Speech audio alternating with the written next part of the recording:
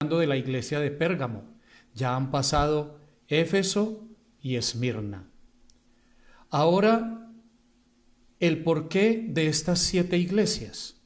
Sin duda que en el tiempo antiguo habían iglesias más prominentes y más importantes que estas del Asia Menor. Estaban, por ejemplo, la iglesia de Jerusalén, la iglesia de Samaria, la iglesia de Tesalónica, la iglesia de Roma.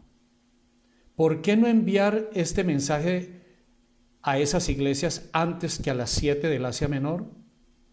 Bueno, porque esas iglesias tienen un significado poderoso para nosotros hoy, desde la antigüedad y hasta nuestros días. Este mensaje no está circunscrito a estas 7 iglesias. Las 7 iglesias tienen un significado especial. Ellas revelan la historia de la iglesia desde su fundación y hasta el tiempo del fin, y le agregan un componente: la apostasía dentro del seno de la misma. Lo que podríamos decir entonces, hermanos, que la historia de estas 7 iglesias es la historia de los fieles y la historia de los apóstatas.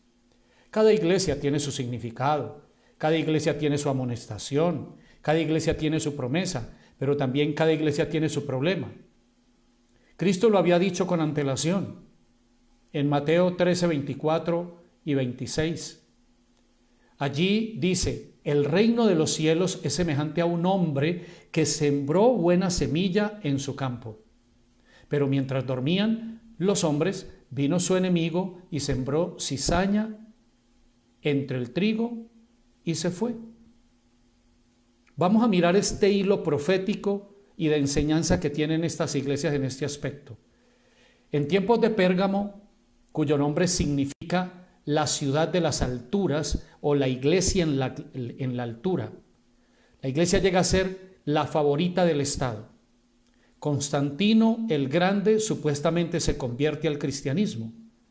Como Balaam, el antiguo profeta, los líderes religiosos llegan a amar más el poder y el dinero que a su propia fe. Ahora la iglesia se va a una etapa de apostasía. ¿Cómo descubrimos la cizaña y el trigo en la iglesia de Pérgamo? Bueno, dice el versículo 14 del capítulo 2 de Apocalipsis que sigue la doctrina de Balaam. ¿Quién era Balaam? Balaam representa a todos aquellos líderes religiosos, a todas aquellas estructuras religiosas que están más por la parte económica, por el dinero, por los diezmos y las ofrendas, por los donativos de la gente, que realmente por mantener y establecer su fe.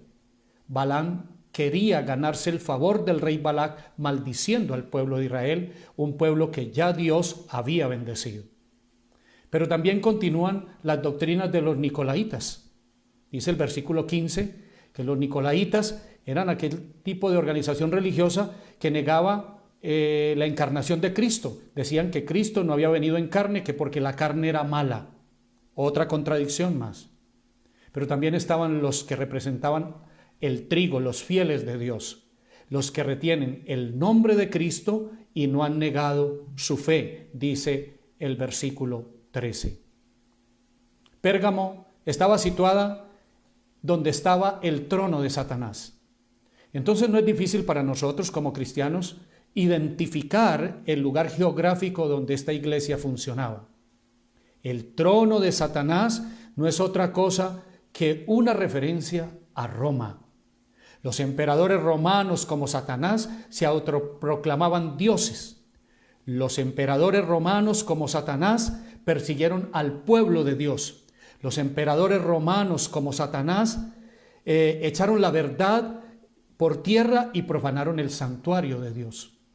Fue un gobernador romano quien como Satanás se levantó contra el príncipe de los príncipes y ese llamado Jesús y lo llevó a la cruz. Herodes Antipas. Por eso, queridos hermanos, hablemos un poquito de este asunto de la iglesia en el trono de Satanás. Tristemente, en esta época, la heredad de los humildes pescadores, del carpintero de Nazaret, cambian sus vestimentas, toman coronas sobre sus cabezas y adoptan títulos como los de los emperadores romanos, que se autoproclamaban dioses. Uno de esos títulos, Sumo Pontífice, Santo Padre, su santidad, en la tiara y en la mitra.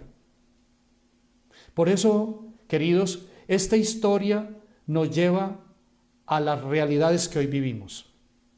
Hoy también tenemos representada esa iglesia de Pérgamo en un poder político religioso, en un poder que se asigna títulos divinos, Vicarius Filii Dei, vicario de Cristo en la tierra.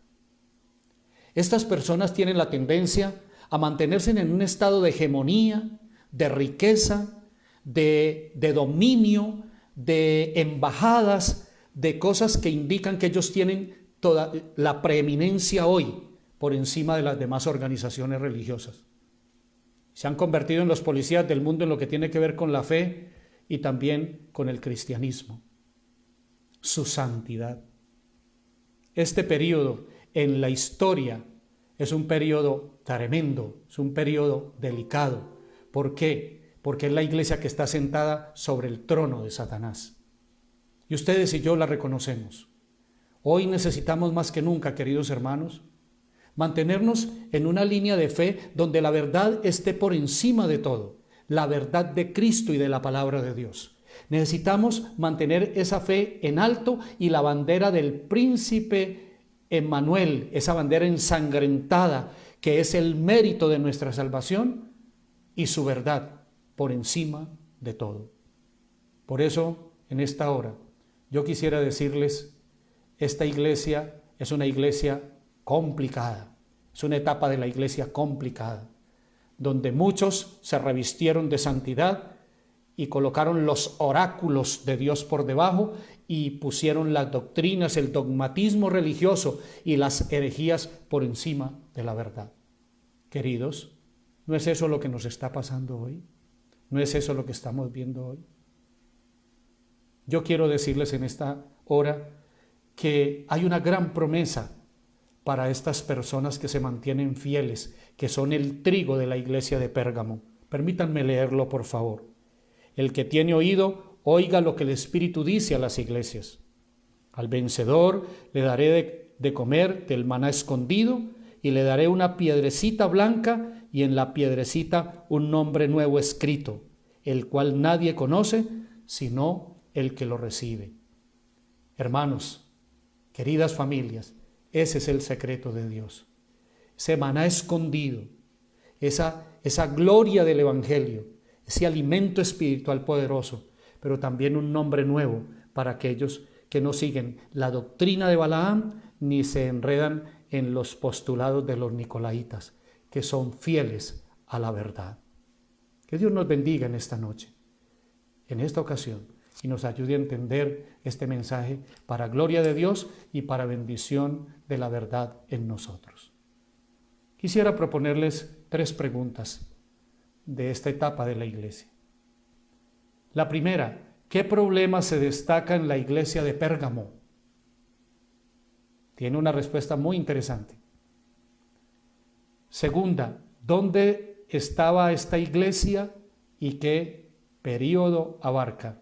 Y la tercera, ¿cuál es la promesa para los fieles de esta iglesia? Muchas gracias y feliz noche.